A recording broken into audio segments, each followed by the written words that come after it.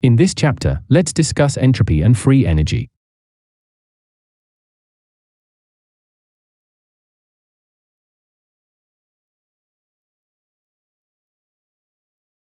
First, let's consider the reversibility of processes. In the last chapter, we have discussed a few types of processes. In the discussion, we have assumed that the systems are always in internal equilibrium, so that every intensive quantity, such as temperature and pressure, is uniform in the system. You can also find that, if the changes of state functions are reversed, the processes are still valid thermodynamic processes. However, there are processes in which the systems are irreversible. One example is the adiabatic free expansion of gas.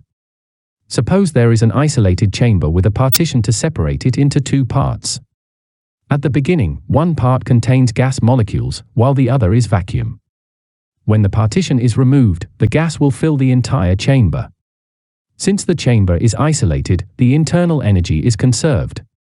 So, the final temperature and pressure are the same as that of an isothermal process with the same final volume.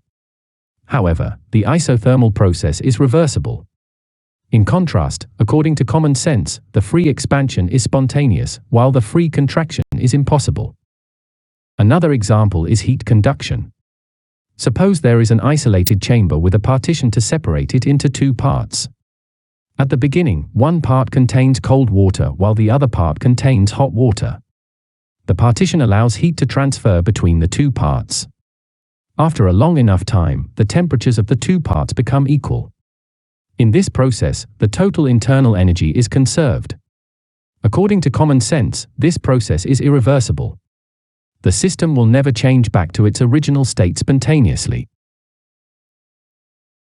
The key difference between a reversible and an irreversible process is that, in a reversible process, the system is always in internal equilibrium.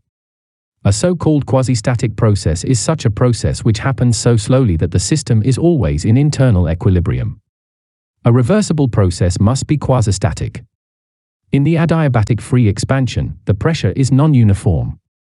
In the heat conduction, the temperature is non-uniform. So, they are irreversible.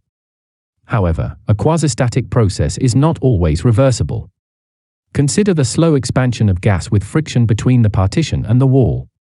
No matter how slow it is, and in despite of the internal equilibrium, the process is irreversible. A reversible cycle is a reversible process, after which the system returns to its original state.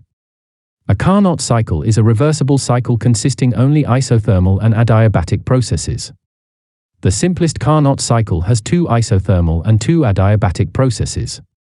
From state 1 to state 2 is an isothermal process at temperature T1. The heat is Q1. From state 2 to state 3 is an adiabatic process. From state 3 to state 4 is another isothermal process at temperature T2. The heat is Q2. From state 4 to state 1 is another adiabatic process. After a cycle, the system returns to state 1. By default, we assume that T1 is higher than T2.